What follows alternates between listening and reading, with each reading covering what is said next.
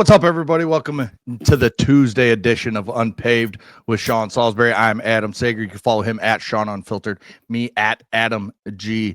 Sager. We got Triple E behind the scenes. Follow the show at Unpaved on Rumble.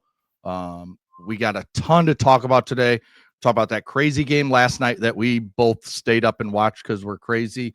We're going to talk about some college football coaching. Sean has not an issue, but just kind of when you look at the coaching in college football, it's not up to your standard at the moment. We're just talking overall picture. And then we got the NFL with basically another stinker last night. And that was the name of the weekend for the NFL, but we'll get to that later. Poll question. We forgot to do the poll question yesterday, and it still did really well. We got, if you were Lane Kiffin, where would you want to coach next season? And your options were Florida, LSU, stay at Ole Miss, or Penn State. And stay at Ole Miss actually won with about 50% of the vote, then LSU, then Florida, then Penn State. So interesting that a lot of people came in and they think he should stay there at Ole Miss and keep building what he's been building there for the last, handful of years and developing them into a top 10 program as they sit now, and they're winning big games. Just won a big game in Norman. Were you surprised by those results there? No, I vote the same way. I say stay. Now I understand the temptation to leave, but for me, and good morning, everybody. It's good to be on with you guys. Well, it's afternoon now. It's morning somewhere if you're on the West Coast. So yeah. I personally, I kind of like to see guys start what they finish. Now I understand the temptation, but when does not staying where you got it? I mean, I got to believe there's some pride in the coaching part of some. And I think that Lane Kiffin has learned a lot over his coaching career and matured. There's no doubt about that. But I think there comes a point in time that you get more dogged for leaving where you don't win a championship to go find one than you do for staying and struggling to win one. Look at it. Just think about players that leave and chase championships with the big three. LeBron James, case in point. Kevin Durant, case in point. Great players, but there's always a but in there when we talk about it. You have great player, but Jordan never had to chase a championship. You hear that. Great player, but yeah, he could have stuck it out in OKC, but he didn't. That's the talk. I'm not done, but that is the narrative that goes around him. It's like even with Marino in a different way. Well, Dan was a great player, best of all times, but he didn't win a championship. We put that on him, but this is different because it's choices when to go and when to stay. Lane Kiffin's going to have that choice. Yeah. So while I can't begrudge anybody or get in their wallet for going and chasing something that they want, but I think there is something to be said for we're at Ole Miss. We're a top 10, 12 team, it feels like every year with a chance. So Lane leaves, gets all the 5-star recruits, they win a title. And let's say at Florida. Won't there be, yeah, he did it, but he couldn't do it blank, blank, blank, and blank. That's what people will say. Even though I think he's a phenomenal coach, and I wouldn't blame him. I did vote stay there and take care of it. Because right now, of those programs, Ole Miss can beat Penn State, Ole Miss can beat Florida, Ole Miss can beat LSU.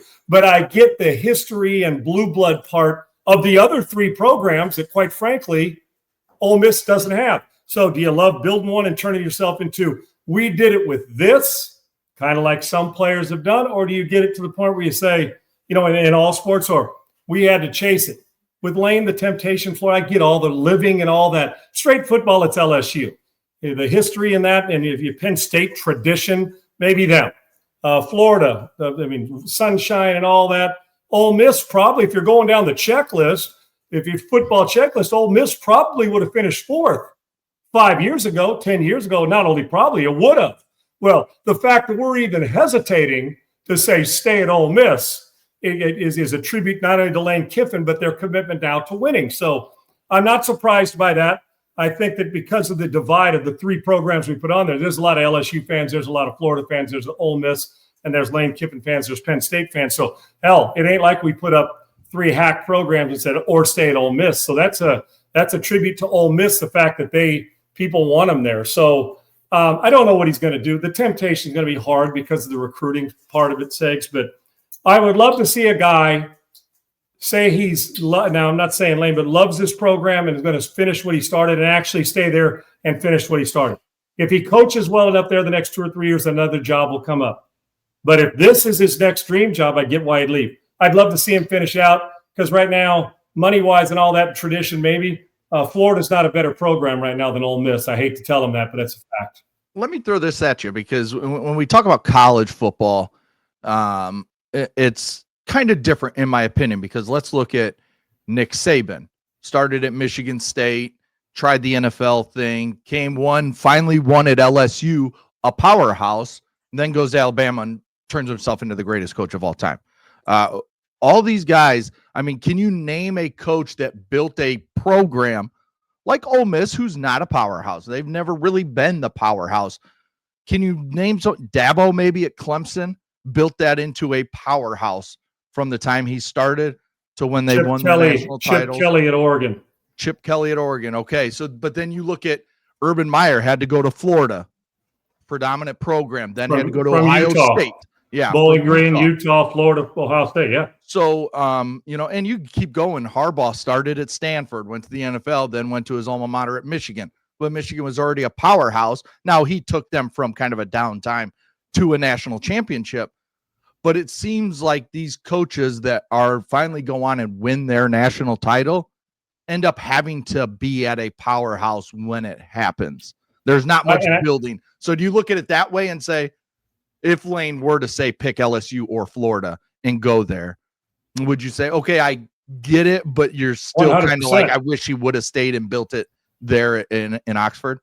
Listen, I'm putting myself in Lane's shoes, and damn right I'm listening I'm considering hell yeah. Because when you and it is different, and you're exactly right to go and be a powerhouse. When we say powerhouse, I don't think Chip won a national title, but he had him in the hunt all the time. He had him there. That program, Mike Bellotti was good, and Chip Kelly and Mark Helfrich, but Chip Kelly was the bell cow to get recruiting and money spent in the facilities, all that stuff. So. And I'm sure there's more that we're not, that we haven't hit on. But you're right, Steggs, the blue blood or powerhouse program feels like you got to go to one of those. I'll tell you what some of the great equalizer is that changes it from the 80s and 90s and stuff, or in the 70s, and maybe even the early 2000s, is the money now, NIL, that you can win a program at Ole Miss or Texas Tech if you're willing to play. Mm-hmm. Hey, I tell you, you're going to put it this way, the quantum leaps there's no longer slow move, it's quantum leaps to get good, and it also can be quantum leaps to get bad. Look how quickly Wisconsin went to hell in a handbasket the last 2 years. Look what's happened to them. And they've been a 10-win, I guess you call a team that wins 10 wins every day at Powerhouse. And look what a coach has done in Indiana with Signetti and how he's turned it around.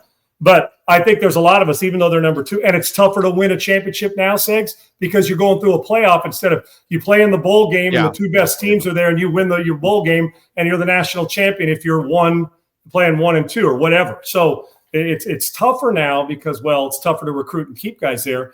But we've added competition in playoffs. You got to run the gamut now against 3, 4 as we get more good teams to do it. So the great equalizer is that you do not have to be at Southern Cal, at Alabama to win a national championship.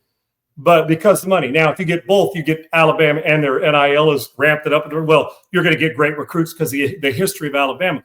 Hell yeah. Listen, this isn't what I think is going to happen. It's what I would love to see happen for Lane is my point. For me, if you're telling me, Sean, you're in this, you've worked your whole life. And the one thing about Lane, though, that's different. He's had dream jobs. Tennessee ain't a bad job. Yeah, Southern Cal ain't a bad job. The Raiders ain't a bad job. And the offensive coordinator at Alabama ain't a bad job. So he's seen some pretty damn good gigs. But all of us, we're lying if we say, no, I wouldn't leave for the money. Of course, and it's not just the money. You want to go and win a national title. And right now, of the 4, if we put them on paper and you're just saying, okay, I don't know who they played last year and what their record was 3 years ago, and put those 4, Ole Miss, Penn State, Florida, and LSU on a piece of paper. You know who's finishing last for a chance to win a title? Ole Miss is, regardless of who remove the coach, just the program. Now, Ole Miss deserves more credit for the way, and so does Lane for the way they built it, and it's a great place. So if he bails for $100 million and has a better chance in his mind to go win at Florida, I'm not mad at him. That's why quarterbacks or running backs or wide receivers and linemen are bailing to go get more money because they think they can make more. So it's the way it works in a free enterprise system, and if he's able to. Myself, which would like to say, man, I'd love to him eliminate, and I'd love to see Ole Miss go win it all under Lane Kiffin, where you say, damn, he pulled it off there because they're not a blue blood program. Right. But yeah, the easier path, even though it may be tougher, he's in the SEC. If he goes to Florida, he stays there. If he goes to LSU, he stays there. That's a brutal conference, but and the Big Ten's not exactly chopped liver at Penn State. But if he were to stay at Ole Miss, don't we even say more like, damn, that's double time because of the way he did it, the way the program was when he got to it. They were still up and down and inconsistent. So love to see it. The temptation's going to be there, as it would for all of us. And I don't blame him one bit. And if it was me, I would answer every friggin' phone call. But at some point, when do you get to a job, if you're kicking ass, but haven't won a national championship, that you say, I'm not leaving anymore? But he's still, what's laying in? Got to be what now in his late 40s, mid to late 40s, maybe mid 40s. Like, I don't even know how old he is now. So he hasn't even, quite frankly, reached the prime of his coaching career.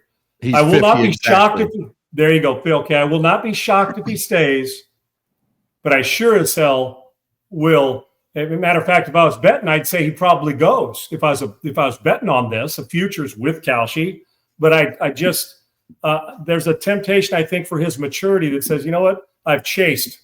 Now I'm going to go win it right here. But I don't blame him for looking at all three programs. I don't believe Lane Kiffin's a Penn State guy. I believe it's Florida or LSU. If he leaves Ole Miss, I think he stays in the same conference. Yeah. We'll continue to talk about this college football coaching carousel as it continues. We will have more openings, I'm sure, and we're going to have coaches moving around, which will open different jobs, and there's still a lot of layers left to this. But last night, Sean, we talked about the buzz of the World Series yesterday when we were talking to Coach JB and stuff like that.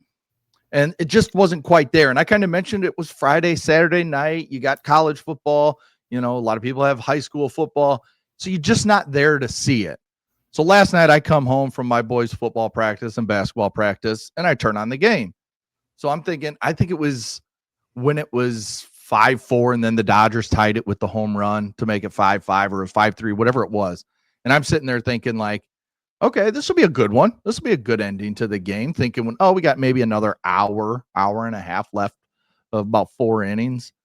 And, well, I was wrong. It went till almost, 2 o'clock in the morning, 18 innings, 5-5 the entire time, basically, from the time I jumped in, right as the Dodgers tied it.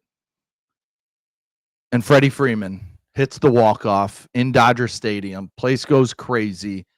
I mean, he knows that feeling, doesn't he? He's been there. Yes, before. He does. One of the very clutch hitter with both the Braves and the Dodgers in his career.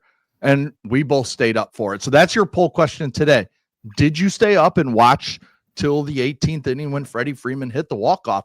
And last I checked, Sean, here we sit, almost 82% say they did not stay up. So I think that kind of tells you a little bit about where people feel about the World Series and baseball right now. But you and I, we were up for the 18th inning. We were up for the home run. We were up for the win for the Dodgers to go up 2-1. No doubt. Epic game last night. One of the best you'll ever see. I don't care who you root for. It was one of the best. Now, if you're on the Toronto side, it was a bummer for you, but you have to appreciate great baseball. And at times it wasn't great baseball. It was a great baseball game. And for me, I had the football game going, which was kind of a snooze fest once the Chiefs got rolling, but you expected it. We said we talked about that. But I thought both TVs on, and so you're watching, and I watch. At first, if you got an eye to both, and you're kind of keeping yourself busy. But the baseball game started going. It rolls into the 6th inning, and you're like, okay. And then there's a sidebar of Ohtani reaches base. 9 times in the game? 5 walks, 4 intentional, 4 hits, 2 doubles, 2 home runs, and I'm watching. I'm thinking. The sidebar. And this game, see, this was one of those you couldn't, if you went in like softly, like I'll casually watch it. Mm-hmm. As it started to build, you can't, it's like I remember when the Red Sox were in the 15 or 16 game, like when they were in the World Series, it was like 15 or 16 games and Kimbrel came in to close it out. Yep. Say, I couldn't sleep a handful of years ago. And I mean, it got to the point where you're too tired to sleep the way you want to. And I started in the 11th inning, you start to doze, TV's on, you're like, what am I going to miss? You hit the record button just in case, right? But it starts to go on. And I know people said from the 13th inning on or 14th, they were bored. I wasn't, because Klein is a rookie. Dude, he was The secret MVP of the game last night was Klein. The last 4 innings, 5 strikeouts, didn't get touched for the most part, and to keep that game where it was to give the Dodgers an opportunity to win it. It was dramatic. It was awesome. I didn't find that boring at all, but it had everything you wanted. It had bad base running, and it had good base running. It had some weird fielding and then some great fielding. It had some umpire calls and a guy stealing and then being off the base at maybe a single innings earlier in the night. It has great throws from right field and Teoscar Hernandez. The Toronto's right fielder made a great throw. Edmund made a couple great throws on relay. I mean, I'm talking, it was phenomenal. Yeah, it great was. Pitching. Dude, I'm telling you what now, Sasaki's splitter, when he's pumping at 100, that thing drops off the table like it's Niagara Falls. It is. It's not fair. Unique. It isn't fair. You can't. It's not fair to hitters.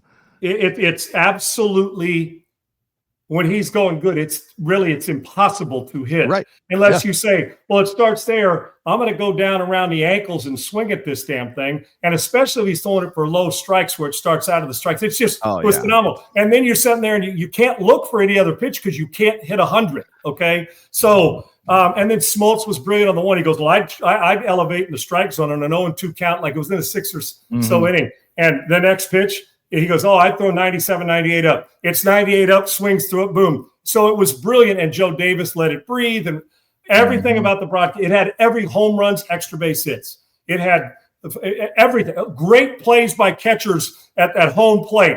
One where, thank goodness, when the play at the first time when catcher sticks the ball down, it was Christian. No, it was Smith where he stuck it down on the plate at the plate, but the guy was dead to rights, so he blocked the plate with that after, but his initial move was glove first, which saved the review. And then Christian Kirk, who's homering, and he's playing great. And then his throw to second base, dude, to get Ohtani, even though, dude, his pop time and the way he got it out of his glove, phenomenal. I mean, every single thing you saw had drama to the fullest. That's why I love baseball postseason along with hockey. And it wasn't so much your root for the team, it was this thing I can't take my eyes off. It's like people that didn't like baseball were rubbernecking that game last night. I thought it was phenomenal. 6 hours, 39 minutes was the total. 19 pitchers used, 10 by the Dodgers, 9 by the Blue Jays. 591 pitches thrown. There was 149 plate appearances. Think about that. 149 plate appearances. And the guy who got on base 9 times last night is pitching tonight.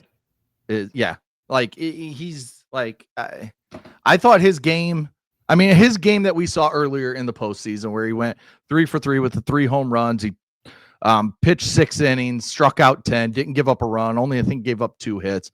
To me, that's the best game I've ever seen. But then to come back and do this. Now I get this is okay. And here's where the people say Barry Bonds. And I am one that I think Barry Bonds is the greatest baseball player of all time. This is what Barry Bonds would do. This is Barry Bonds. 4 for 4 with 2 doubles, 2 home runs, 4 intentional walks. And then he walks later in the game in his last at bat. And guess what Bonds isn't doing? He ain't pitching tonight. Right, exactly. That's and where he may go throw. He may throw 7 innings of 3-hit ball and strike out 12 and then come out. And while he's at it, he may homer twice again tonight. Dude. His stat line. It looks like I'm watching a video game. You say this, come on, man. You can't be doing this. There's no way. Incredible. And you're turning to this guy who is the best hitter in baseball right now. Him and Aaron Judge put them together.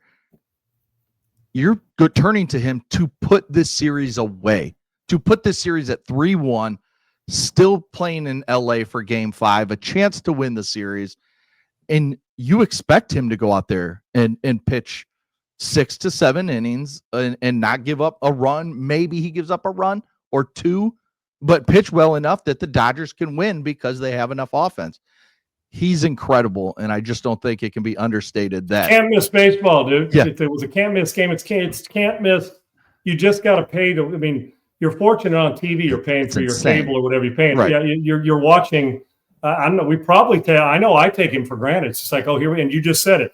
We expect the guy. The truth is, the Dodgers say, no, dude, we're pitching somebody else after last night. In truth, a rested guy. It's like, no, he's going to take it, and you will not be shocked if he pitches a gem. I just won't be. And that's what's it's just fascinating to me. And we've seen a lot of great stuff happen once in a while. He does great stuff all the time. And oh, by the way, remember he stole 50 bases one year, so he can actually run too at 6'4", about 230. It's just, to me, you're watching. Well, it's the 12 year. I've said it before. It's the best player in your little league who's 12, who's bigger than everybody else, and he should be playing high school baseball at 12. Mm-hmm. He starts at shortstop and goes 4 for 4 and 2 home runs. He takes you to the Little League World Series because he throws 90 on the 55 feet or whatever. Yeah, right. And then he pitches the next day and throws 8 no-hitters during his Little League season and no hits in the Little League World Series championship game. That's what Ohtani's doing to major league players, which is insane. Phenomenal. And we're going to look tonight and say, oh, what's wrong with Ohtani if he struggles in even a half an inning? Right. But my gut tells me that he'll be pumping at 100 and giving you all you can handle if you're the Toronto Blue Jays offense. Yeah, it's an incredible watch. And I think after last night's game, I think tonight's game, it's Tuesday night. There's no NFL. There might be like a action game or something on college football wise, but this has a chance to be put up monster numbers when it comes to viewers for game 4 of the World Series, chance to go up 3-1, but it's mainly going to become because Shohei Ohtani's pitching. Like we can say anything we want, it's because of him. Well, think about how tired you are. I mean, and those people who are doing more early morning work around the country, whether it's in our business in the radio or whether it's construction or whatever, you're dragging ass this morning. Yeah. But you can't wait to get back at it tonight because the tables that I'm sitting here thinking, okay, who's at favor tonight? Tired bats or tired arms? I'm going to say take the over tonight. I just am, because I feel like a game that late, even if the opposing pitcher, and I'm not even sure who's throwing tonight for Toronto. Bieber, I believe. Oh, yes, it is Bieber. He probably was home in the sheets, right, at some point after 7, 8 innings. And Ohtani's playing them all. Right. So you think, okay, if some pitcher struggling or the pressure, do you take the over? Or, like I said, Ohtani's capable, and so is Bieber, of throwing a gem. But it feels like the bats should be alive and well tonight. That I would think bats are a quicker recovery mentally than and if you're hot, you want to go out there and play. If you're Mookie Betts, you can't wait to play either, because last night, he was I don't know what his stat line ended up. I think it was. Yeah, he was 0 for 5 during the regulation. Yeah, 1 for 8, I think, was his final stat line. And it wouldn't be shocked if he homers twice tonight. Just the hitting's been impressive, and if it gets down to who's going to pitch better, you'd probably end up taking the Dodgers. The Springer injury does not help. That is a tough loss for Toronto at the top of the order. That is a huge problem, because that guy can turn a game around before you can even blink at Dodger Stadium when you open a game. So he can get you thinking differently right off the bat and momentum early. So I can't wait till tonight and see how they respond after all this. But you know what? You can't feel sorry for them. They make a lot of money. This is like doing double time at your construction site, brother. You had to do a double. Exactly. You do overnight, go home, grab a cup of coffee, rest 3 hours, and get your ass back at it. And this is the way it works, man. And this is just, they're just going to have to deal with it. So I'm anxious to see it. We're going to move on to some college football, talk some coaching. But before we do that, Sean, tell me about some Perplexity. Yeah, it's the Comet web browser, Segs, that you and I have been talking about. I've been talking about on here. It's powered by, obviously AI and Perplexity. It is Comet web browser by Perplexity. And the truth of the matter is, guys, you know what success looks like. And I can tell you what success with this is. It's real, because we spend a lot of time on our web browser, right? So Triple toggle around, and it's like having a live human being living in your web browser. Sometimes you'll type in, you type into AI, type into your web browser, and what'll happen? You'll say, I want to go eat, at a Mexican restaurant. They'll find you the Mexican restaurants, but that's where it is. They'll give you an answer. What about if they get the answer for you, and then they're basically your assistant and going and booking it for you? So let me ask you guys something. How much time do you spend every day on a web browser? How much time do you spend clicking around online, searching and scrolling, typing, endless tabs? It's a lot, right? How about more efficiency, where somebody's working for you? Somebody is working for you, which is an important part of this whole process. And something, if they're doing that, it just makes your life better, right? Well, there's a new AI web browser from Perplexity called Comet. It's completely changing the way we're able to interact with the browser. Using Comet feels like having that personal assistant, as I said, living in your web browser that can actually do things for you across the internet. Yes, I said do things, not just give you answers. It'll handle tasks. It'll literally click, type, and search for you and do all the background you need while you're relaxing in the background. They're going to get you stuff done. So it takes it off your hands. It can shop for you, make reservations, a lot more to make your life easier. So Triple E, let's do this. I'm going to tell you, because I want to go to one of my favorite places that I want to go in my life is called Big Cedar Lodge. It's the Big Cedar Lodge in Ozarks. So I want golf reservations on, say, Halloween at Big Cedar Lodge. And then I want reservations for me and Craig, or me and Mike, or all three of us, or all four of us. Add Sags in there. And I want you to put it on a calendar and send them the message that here's the reservations, here's what time golf is, and we have 3 tee times in the next 3 days, and here's our restaurant reservation. So instead of you getting it and you making it, they're going to tell everybody in there that they got it handled for you. That's who basically Comet is. It can shop for you and do all this for you. So it's pretty cool, right? You go in there, you're using it. It's going to find you Paynes Valley, one of the great golf courses on the planet is, and if you saw it on TV, it's one you want to go there. So they're going to make sure all the people in your group know, get you your steakhouse reservations, make sure that everybody knows. So while they're doing work for you, you can find other things to do and get any other DIY stuff you want to. It's changing the game. It's changed mine. It'll change yours.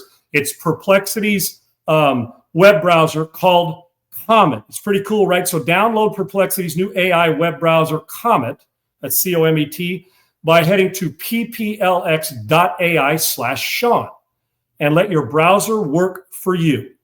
Plus, right now, when you do that, download Comet, you get a month of Rumble Premium for free, which is a big deal. That's pplx.ai/Sean. Go now and grab back your time online with Comet, the web browser that is not only making a difference in life, but freeing you up for more efficiency. So it's awesome. It sure helped me for a guy that's not overly technologically savvy. It sure makes me feel like I am now. So check it out now, Perplexity's web browser, Comet. And there you go. Check it out, Segs. It's I know you have pplx.ai/Sean. And you get a free month of Premium Rumble right there, which is a good gig. Yes, I have my wife using it. She's a teacher, foods teacher. So she teaches cooking, sewing, all that kinds of stuff, home ec. And I've put her onto it, and she uses it to come up with different things, to just help her along the way. Time's money, Segs. You know Exactly. what I'm saying? Give you time to do other things, family, frees it up. And they're pretty accurate, needless to say. Yeah. And of course they are. And it's it just pretty gives you phenomenal. different ideas of how to do stuff. I mean, it just gives you things that you wouldn't normally think of. So yes, check out Perplexity. Check out we all like people doing work for us after we just, it's nice that, Hey man, it was great. No doubt. I love efficiency, and that's what Comet provides. So it's awesome. All right, Sean, you brought up the fact that you just don't think overall in college football on Saturdays right now, when you look across the slate of games, that there's enough good coaching going on. So kind of expand on that and kind of give me your thoughts of what got you to this feeling. And Segs, it is a hard business. I'm not telling anybody anything they don't know. And it's hard to be consistently good and sustain that regular. It is. Been around, listen, regardless of what it is. And my respect for the coaching business is through the roof because so many friends involved in it. I've been coached by so many great coaches. I guess, Segs, and I don't know if it's just, we can just put it on the coach. I think the collateral damage and the cumulative effect of where we are in college football. One is we get guys chasing money. As I said yesterday, why is it that we let coaches off the hook, that they get big contracts and we assume that they're just going to stay focused when a player leaves and gets big money or signs a big extension and then they don't play well for 2 or 3 years? We know what everybody says? Oh, got fat and happy. Well, don't coaches get a little lackadaisical at times? I'm sure they do because their life is set the rest of their life. So you got to guard against the human nature to get lazy or to get casual with your thought process. And when I watch Saturday, I look at it and I think too many teams or approaches are casual. What explains some of the decisions a coach makes on 4th down or decisions a guy makes, or are they teaching around? And I know how hard it is. There are a lot of good coaches, but are there enough that you look up and say that when a coach gets hired at all these jobs, Penn State, Florida, UCLA, Oregon State, LSU, that you're going to say that's the man. Now, I could take you back. If I were to say Andy Reid's getting any NFL job, you're good with it. If I was to say Nick Saban's getting a job. So there are good ones. But I think it's the collateral damage from both sides. Well, it's even more than both sides. It's a big circular hold hands and everybody singing Kumbaya. Here's the problem. One is the transfer portal is eliminated relationships. It's done. So if you chew out a guy or he's unhappy, he leaves. So if you're a coach, your natural reaction is, well, middle finger, then they want to leave. They're not part of this program. So you're almost, it's like somebody who's been burned in a boyfriend-girlfriend relationship stage, been married a couple times. Yeah. The next time, this person may really love them and be a part of it, but you know what your thought is? I'm tread lightly in the relationship and looking for reasons to know we're going to bail on each other. Exactly. Same thing here. Instead of going in and looking for reasons to stay, and this is my home, and this is where I'm at, I'm a legacy Michigan guy, or I love Southern Cal since the Rose Bowl's growing up, even though I didn't have anybody goes there. And now it's switched to, well, if they don't, no big deal. I'm gone. And I find myself in training some quarterbacks that are late bloomers that aren't getting recruited by maybe the big schools they want. I say, go play 1 year at a smaller school and you can leave. And then I got to catch myself and say, well, I don't want to instill it, but it's true. Right. That's what this has created. So, and then you're thinking, I'm a coach at these places. I mean, why just use Lane Kiffin? And I don't know what Lane's going to do, but look what he's built at Ole Miss. Look how great he is. Look at the regard we hold him in and all the maturity he's gained over the years. And now we're sitting here thinking, okay, if he leaves, then those guys who bought into him are like, damn, what a bummer. Then they got to redo it and say, well, I'll leave. Then he goes to Florida. And in Florida, when you're there, if you're a Florida fan, there's probably a little bit, well, what if he gets really successful and wants to go back to USC or to Ohio State because Ryan Day's going to go be an NFL coach. So, but it has a lot to do with the money now that there are guys, Michigan's quarterback is making more than the offensive coordinator. I want you to think about this and you know this. So there's that. So there's a respect factor. And you know, the lines are skewed at times with this. So, well, I don't think it's that coaches don't know X's and O's. I do think that the buddy system, I think that sometimes the retread system, I think we give coaches because they're paid a lot that they automatically know how to recruit or they know how to call plays. It isn't. So I think that, and we've also leaned on that we assume when a guy hits 55 or 60, unless he's Nick Saban, he's over the hill, he's old, I need a 25 or a 30-year-old. The 30-year-old still is trying to gain experience himself. He may be brilliant, but he's got struggles I can roll through him. Look at Zach Taylor. Everybody talk. He's struggling without good players right now at Cincinnati, right? And remember the regard here. Look what happens when you don't have your starting, when Darnold's out playing well. Kevin O'Connell, now we're back to being just kind of, well, man. So I think it's cumulative, but I don't think in college that there's enough dominant, oh my gosh, what some of the best coaches are there. There's one doing Fox on Saturday. You know, some of that self-inflicted from the NFL. But I think that we've locked in too much to overpaying at times, but I'm not getting their wallet if you can negotiate it. And why aren't we holding athletic directors just as hostages? If you hire the guy, aren't you tied to him? But we let that fire him and you get to keep your gig. I don't get it. So to me, I think there's less detail to coaching. We're in a 7-on-7 NIL world. And I think a lot of coaches say, if I got the job, I'd have this 80% great. And then there's this 20% of, I'm recruiting this guy. He's going to be a backup as a freshman. He's going to leave on me. So we're not invested in this. You know what I'm saying? You're just not. It's like you're renting a home instead of buying it and establishing roots like your family or my parents live in the same house for 25 years, right? We don't do that anymore. And it does apply to this. So I think we lose great coaches. I think we got less attention to detail.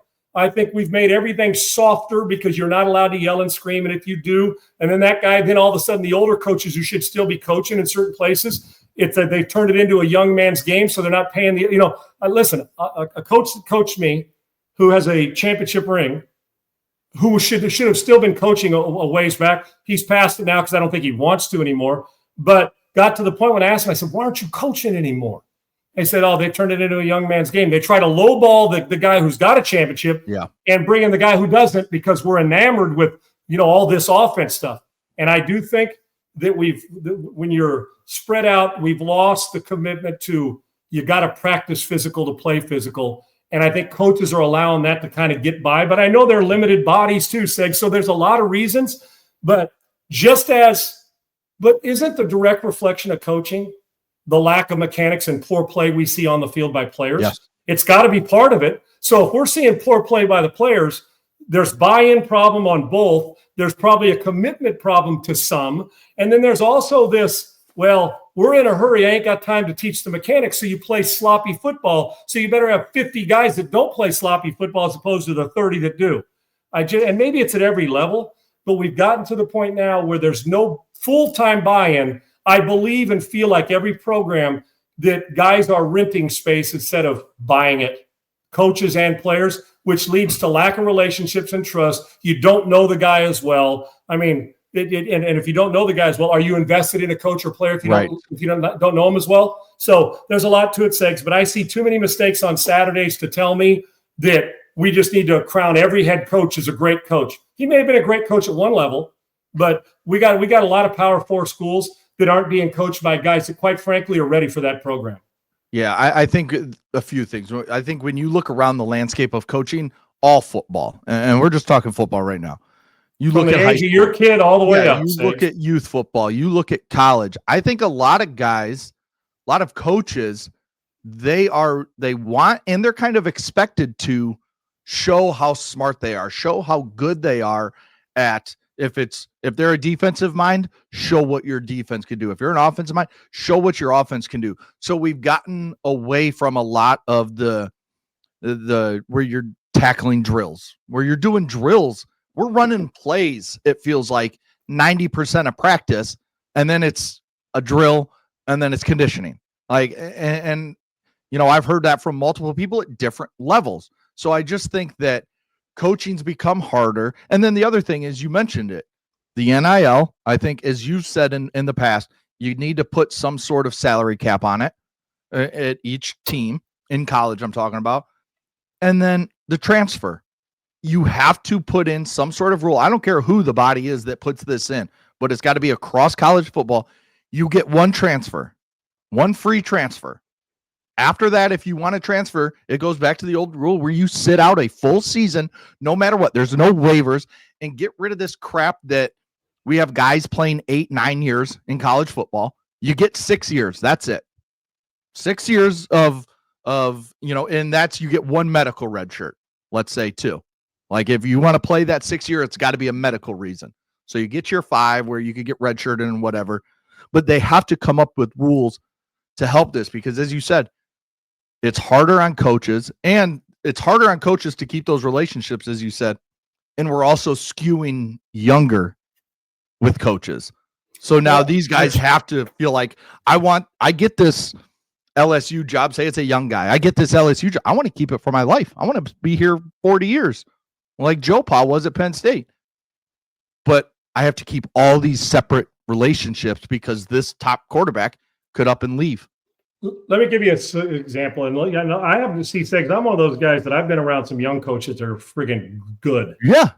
But I've also been around young coaches because they've been in a system that people are running around, flying around offensively, that you automatically think, well, he's going to translate to a good head coach, even though the leadership skills in the bio are there. Well, he can call a play.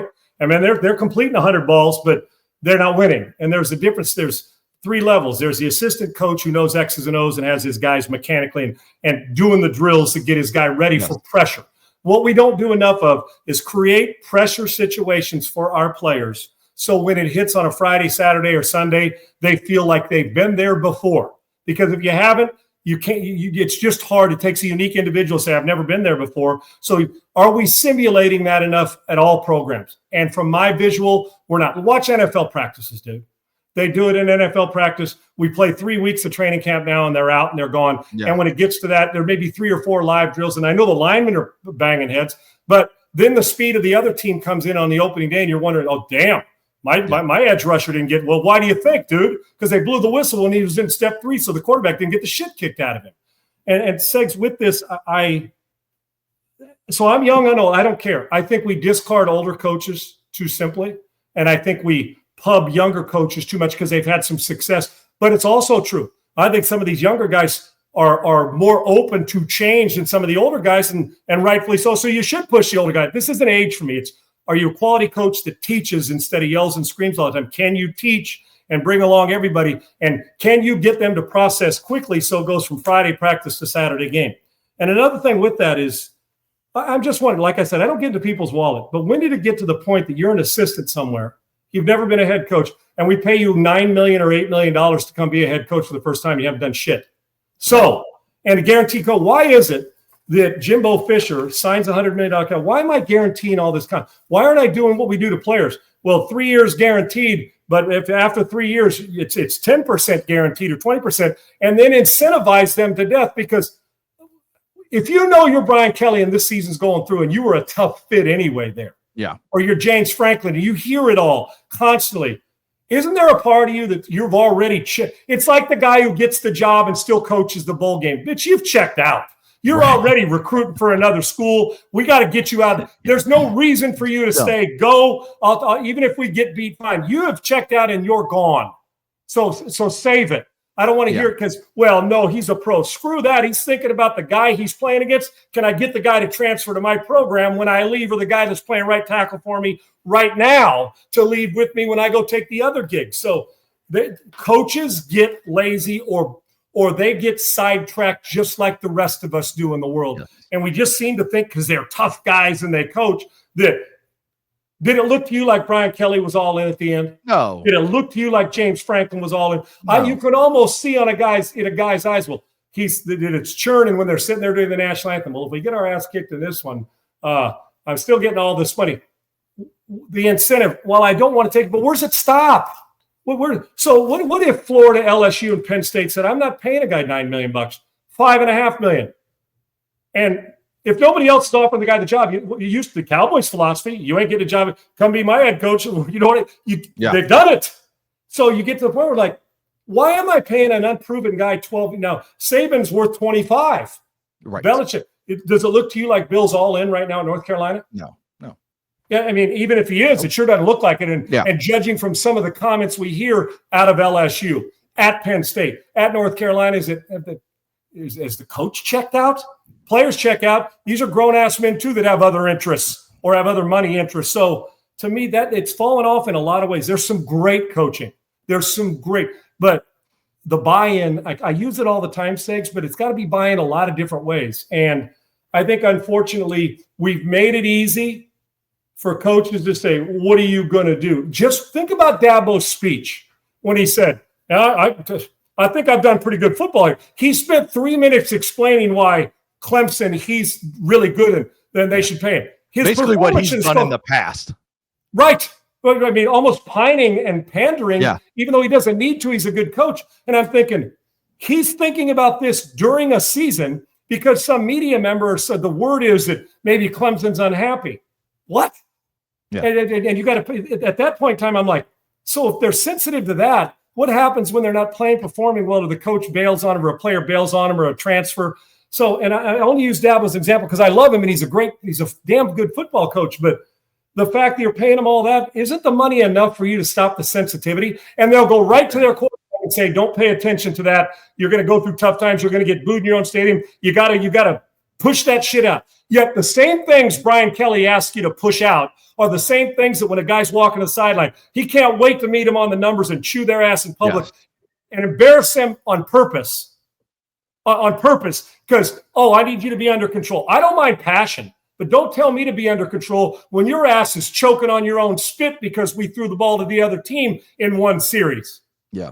So I think, and it's not just X's and O's sakes. There's so much that goes being head coaches, shaking hands and kissing babies. You got to do it all. And a lot of them can't handle all the accountability and responsibility. And it shows, but they got theirs. What's Jimbo got to – he wants to get back to prove this isn't the last contract. But what has Jimbo got to – he's got a national title. He's got money in the bank. Other than wanting to prove his naysayers wrong and that he loves football, do you love it that much? Are you coaching Friday nights? Go coach high school. Yeah. I don't know if you love it that much, which tells me – and there are guys that, I'm not coming back unless I'm a head coach. Then I guess you don't love football that much. Right. Want your players to love it. So it's like when somebody says, like, well, the Kaepernick. Well, I'm only playing. I thought you love football. Go play in the CFL. Go play somewhere that you can play every day if you love it that much. It just goes to tell you, follow the money, and that's usually the place where you'll end up with a pot of gold. But it always doesn't mean you're going to get the pot of gold when it comes to a ring on your finger and a trophy. You just mentioned something that made me think of a question. The fact that you said there is a lot more to being a head coach than just calling plays or just, this. You got to kiss the babies. You got to do the recruiting. You got to do this. You got to figure out this scenario. You got to raise money for the boosters. Yes, there's all kinds of shit you have to do as a college head coach. And do you think that's part of the problem we're seeing? A lot of these young guys who are great offensive minds on the football field, but they haven't sat behind somebody that has done it for 20 years, and they're just sitting watching these guys and they're getting themselves ready. It feels like if you're good on the football field, we don't care. We'll put you in the head coach spot and then hope you figure out the rest as it comes. And then these guys get in these positions and it's like, holy shit, this is a lot. Like, this isn't me just calling plays anymore. Right. Segs, and think about coaches that go to bad places and fix it. That's why you got Signetti's doing a great. When I say bad places that aren't known as a football powerhouse. Build them up side, being no doubt. You're exactly right. 30-something guy, even I don't care their age, but a younger guy gets an opportunity because he's going haywire. They're scoring everywhere. And then you put him in the seat and it's like, ooh, this is a little different. Mm-hmm. Now the athletic director wants to meet with me every week. I just can't study plays. I'm accountable for that guy being late for curfew. That guy was in a bar on Friday because the local police are reporting to you. You got a watchful eye on them.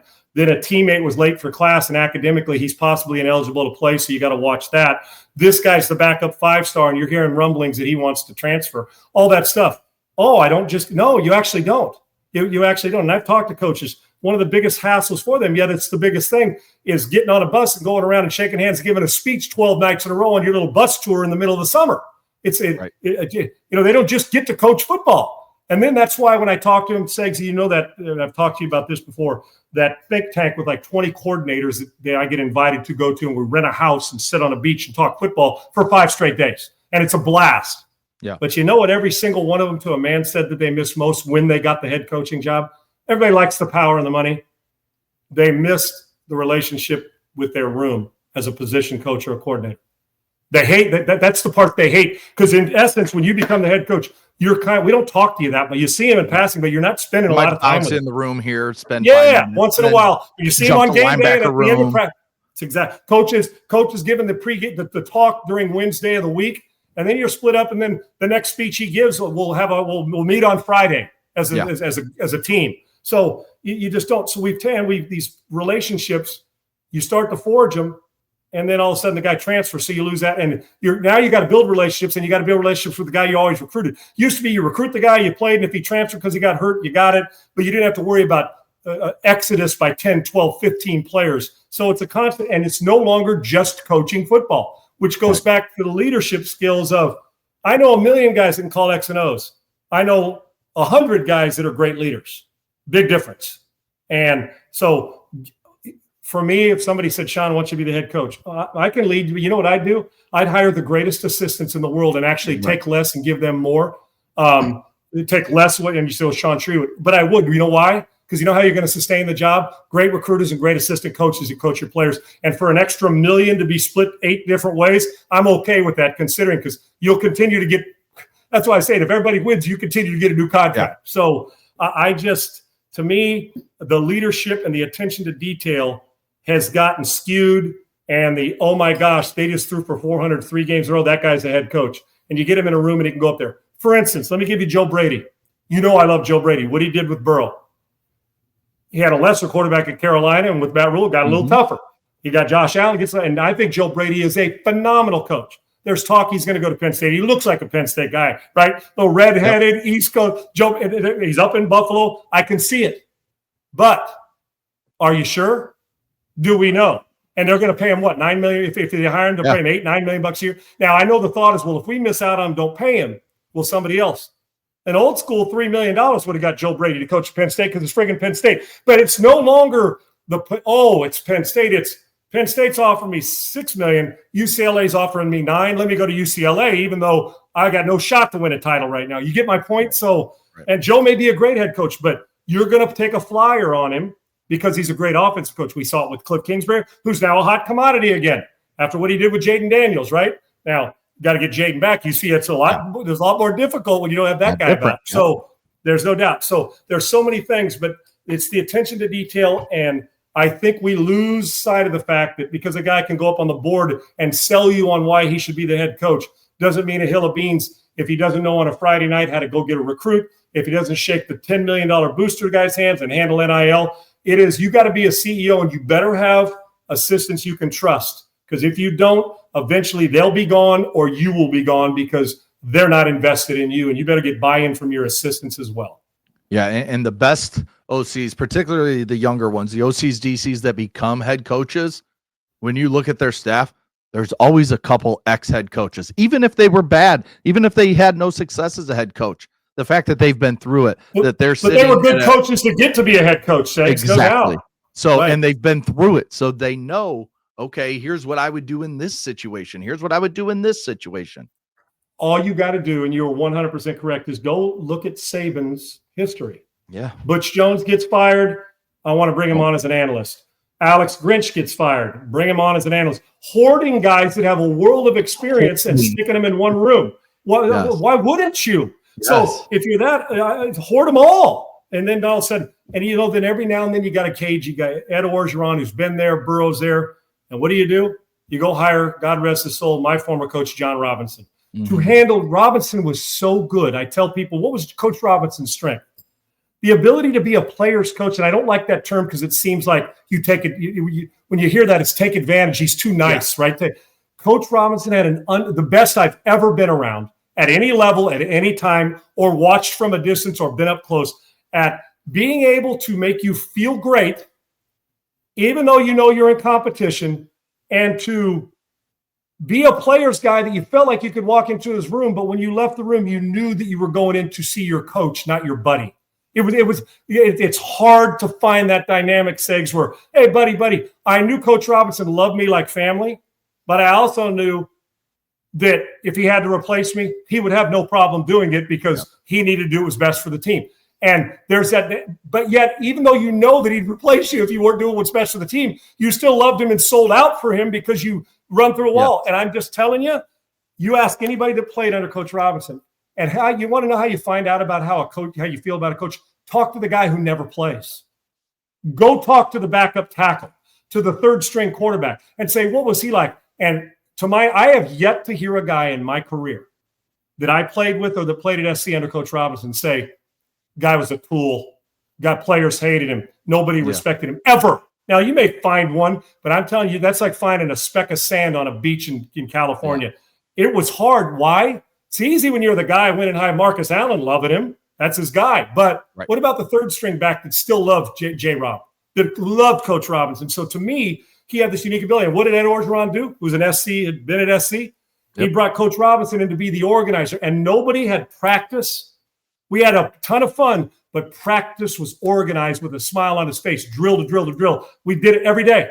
And Coach Orgeron, he's everywhere, bouncing off. Yeah. You needed a guy to have that detail, and Coach Robinson was that guy. And look what happened. I'm just telling you, all the stuff happened, the perfect storm for LSU. The hidden gem of that whole thing was Coach Robinson behind the scenes with Ed Orgeron.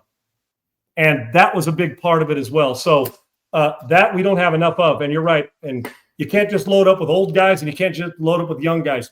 You got to have guys that have been kicked in the teeth, because at 32 years old, you ain't been kicked in any teeth, dude. Right. You ain't done shit yet, even though you're a head coach. Nobody's kicked. What's your biggest kick in the teeth? You had to go coach high school football in Texas, and now all of a sudden you're the coordinator at Texas Tech, and then you're the head coach at Baylor. Okay. Yeah. Okay, that's not getting kicked in the teeth. Go to 14 different jobs in 16 different years to be a head coach, then come see me. Different story. But the coaching profession, while difficult, we also have put, in my opinion, there are unqualified coaches to coach at certain programs, and we've seen it. Yes, 100%.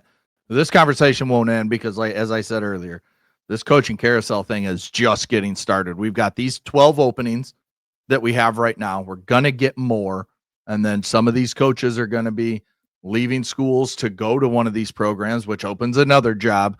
And as Coach JB said yesterday, as you said in the past few weeks, you can't remember a season like this one where there's so many openings and it's not November yet. It's not even November yet. We still have teams that aren't playing good, like a Wisconsin, that we'll probably move on from Luke Fickell.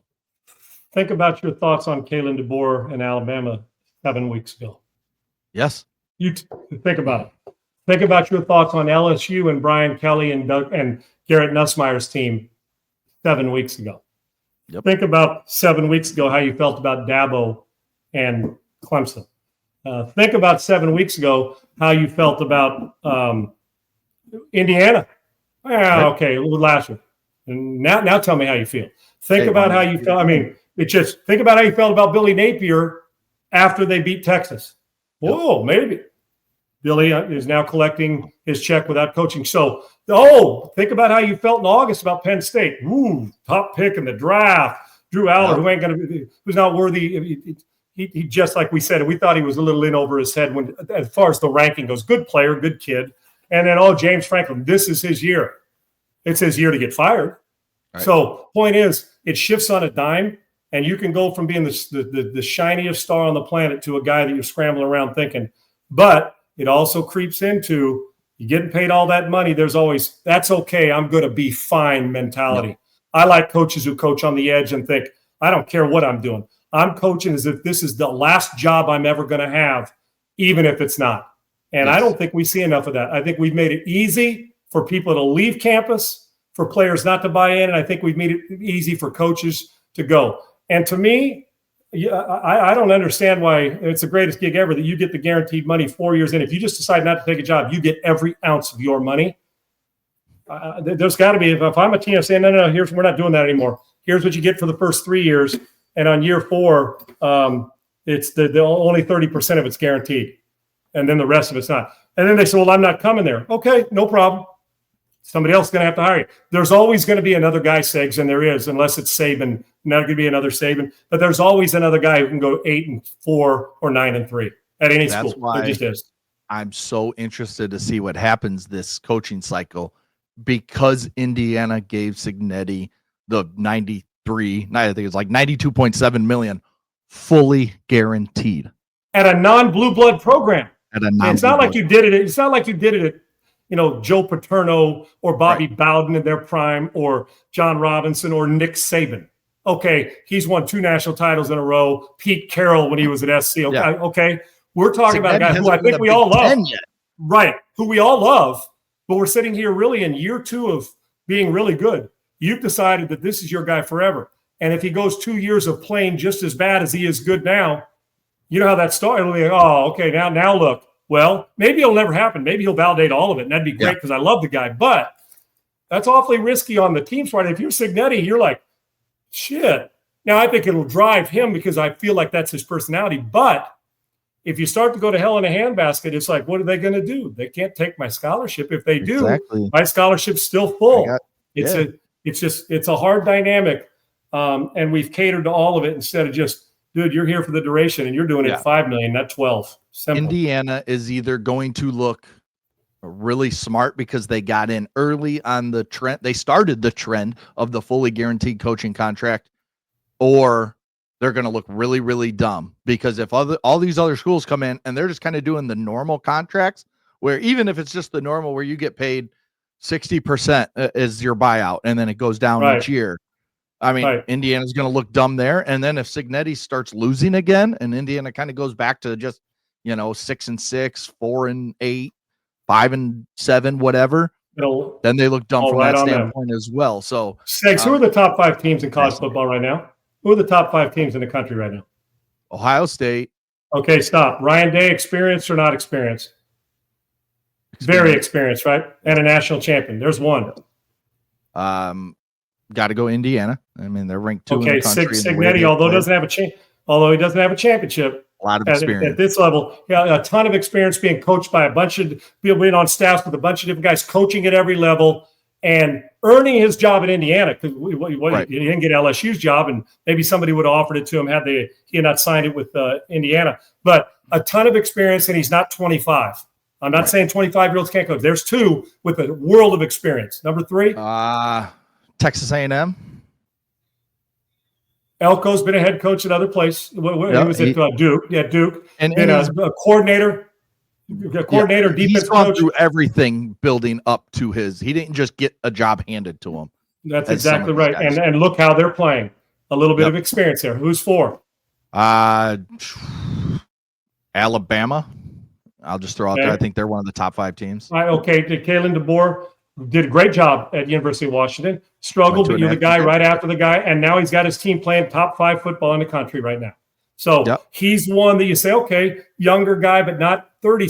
And like I said, when I say this, people say, what, 30 somethings can't coach? I don't mean that at all. I'm just saying a little bit of experience with the process helps that you didn't go from one job and then all of a sudden you're the head coach at a college and you're 29 or 30 years old and you've had one gig. Okay, now who's 5? I'd probably say Oregon. Dan Lanning's been doing it for a minute. And who wasn't he on Nick Saban's staff at one point? Yes. Was he with Kirby Smart? Yes, I want to say he was. So, and some of these other guys that are young may have too, but I'm talking about they've gone through steps. And, like I said, and you get a guy like Sean McVay, you're saying, I don't care how young he is, the guy just fit. I'll never forget when I had a couple of Rams buddies of mine, a couple Hall of Famers.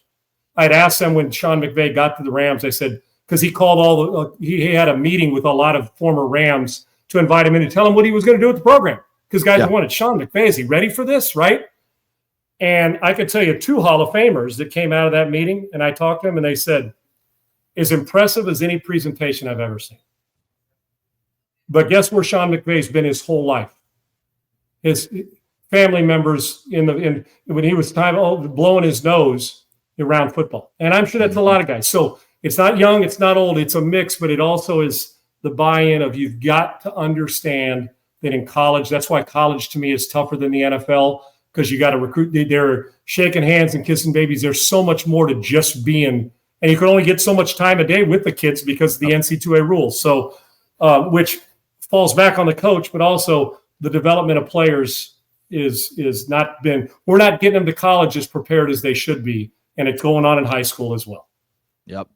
We'll continue this conversation as we move along throughout the rest of this college football season, and we see where rumors will start to pop up. We're already hearing certain rumors. Marcus Freeman has turned down any kind of talk from Penn State and Florida, so he seems to be staying at Notre Dame, which I don't think shocks anybody. I think he's built for Notre Dame. It feels like the only job he's leaving for is Ohio State, his alma mater. I feel like kind of that Dabo Sweeney type thing when Dabo was going really good early on. And the only way Ryan Day leaves that gig, and I don't even think he should, is if he wants the ego to go coach an NFL, be an NFL head coach. Other than that, dude, you're going to fall out of bed and win 9 or 10 games every year with the players you get. Why would you want to leave it? But, you can't tell that to a guy who wants to prove it at both levels. That happens. Right. But the Pete Carrolls and Jimmy Johnsons don't happen very often, Segs, where you dominate both in certain parts of your career. Oh, yeah. We've seen plenty of guys, including Nick Saban, try, and it didn't work out. We saw Urban Meyer try. It failed miserably in Jacksonville. And it's failing right now. It's failing right now for Bill, too, in North Carolina so far. Yes, and that's going the opposite way. So that's what I'm saying, from one to the other. Right. It's a very weird dynamic when you move from one level to the other. Tomorrow, we'll talk about Game 4 of the World Series. How did Ohtani pitch? Did he lead them to on the brink of another World Series and kind of crushing the Toronto fans again after his big performance in Game 3? Does he come out in Game 4 and pitch and probably hit 2 home runs because it's Shohei. It's what he does. Can't wait to see it, Segs. And by the way, Isaiah, just real quick on one of your football questions, what do I think about Green Bay? I think Green Bay, just like I thought at the beginning of the season, dangerous, upgraded on defense with Micah Parsons, and Jordan Love's taking another step. Now, they are in that division is going to be tough. That's going to be battle tested through it. And the NFC to me is deeper. But if you're talking about the Rams, the Packers, the teams, Philadelphia, are they in that little pot of conversation? You're damn right they are. There is absolutely no question about it. And the consistency of Love, but they just got to continue to make big plays, and the defense got to continue to get off the field, and they'll be just fine. Thank you. And the question I want to ask you tomorrow, Sean, is the NFL. I just counted. I think it was 12 of the 13 games from Thursday night to last night, Monday Night Football, were double-digit wins. We only had one game, and that was that crazy comeback by the Jets, who were down by double-digit points and came back and won by 1 point. what's going on in the NFL? So start thinking about this for tomorrow. What's going on in the NFL that we are having so many blowouts, and then it just kind of all came together this weekend that, again, 12 out of 13 games. And I think it was 9 out of those 12 games that were double digits were 14 or more points. So 2 touchdown wins. I mean, it's just insane. The NFL looks like August games, or like the third game of the college football season when you're scheduling somebody you're supposed to beat by 40, whatever that is. We're looking don't like say Slippery Rock. Yeah, no, I'm not. I give Slippery Rock nothing but respect. It is as far as the consistency of it, we'll talk why tomorrow. I'll just say this. It is the worst 8 weeks overall hold. There's been some spectacular performances, but overall, I can't remember being 8 weeks in and saying, I don't have a damn clue who's winning the Super Bowl, because I don't think there's, even with Kansas City playing well, I still don't think there's a great team. There are far more average to bad teams than there are good teams at the top, week to week. That's the way I feel. And then I also want to ask you tomorrow, we'll both come up with ours.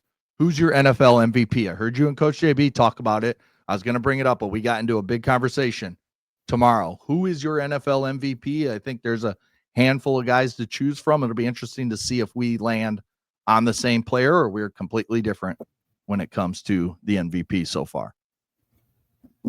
I can't wait. I know, put it this way, it's a quarterback award, but a quarterback may not be leading it right now. Yeah, definitely. I think we're leaning the same direction there. Thanks to Triple E. Thanks to Laura, as always, behind the scenes. And we will be back tomorrow. Will the Dodgers be 1 win away? That's our Kalshi prediction of the day, Sean. Dodgers -1.5 with an over-under at 8.5. Which way you lean? Give me the over for the Kalshi futures pick. Give me the over. A lot of tired, but you may run into a couple. Probably going to use even, and maybe not as many pitchers, but I think you're going to see more of them. Give me the over. This is like a 10. This is like a 6-5 type game tonight. I would take the 1 run. Give me the Dodgers to go up 3-1, and give me the over on this 9 or 10 runs in the game tonight. Give me the Dodgers -1.5. I think Shohei will come out, put his foot down in this offense. You know, with the Jays reeling after that 18-inning loss, I think this is where they kind of put their foot on the throat and just take over the series. And I see it ending. I was always 6 games. And Coach JB said yesterday he had it in 5. I'm starting to lean more. Just with the way the game ended last night, it just feels like Toronto gave everything. Now, I could be 100% wrong. We get on here tomorrow, we're like, wow, here come the Blue Jays. I'm still sticking with 6 eggs, and you go on to Kalshi, guys, and you're going to see how it's trending and how it goes. It's a great place to get some futures picks in. It's legal in all 50 states. Jump all over it. To me, it's one of the great finds we got going on in the legal gambling world. Okay, Kalshi does it, and the futures picks. That's the place to be. Go get your predictions in, and you can predict. They got a prediction for damn near anything today. Everything, like you can predict how many hurricanes there's going to be this season. Hurricane season, like over under. I think it was 4. I mean, it's insane. I would imagine November 4th with these primaries. I imagine you can pick the winners in certain states. Stuff. No doubt. Yes. No doubt. So it's pretty awesome. I think it's phenomenal. I agree. Yeah, just if you like to bet, maybe bet responsibly, Kalshi, because you can go so many different ways throwing money at different things that your head will be spinning by the time you get done there. It is so phenomenal, and it's easy to get. It's easy to getting through it, and it'll tell you how everybody's feeling, and I think you'll love it. So give me the over tonight. I think the Dodgers win, but give me the over. But I still think Toronto's going to get another one, and we're going 6 eggs. I like it. We will be back tomorrow at noon Central, 1 Eastern. We're going to be talking NFL. We're going to be talking World Series and anything else that hits tonight. I want to also talk about Victor Wembanyama. Think he's any good this year? That dude is ridiculous. They say he's 7'7" now. They say I don't care. 7'7". He's playing at 7'7" and got handling moves like he's about 6'2", dude. I mean, the dude's doing everything.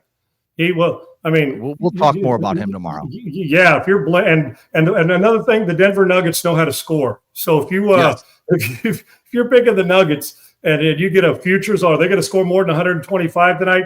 You might as well lean on that because everything points they're scoring at a rapid pace. Predict yes there at Kalshi. No question. We'll be back tomorrow, noon Central, 1 Eastern. Peace, guys.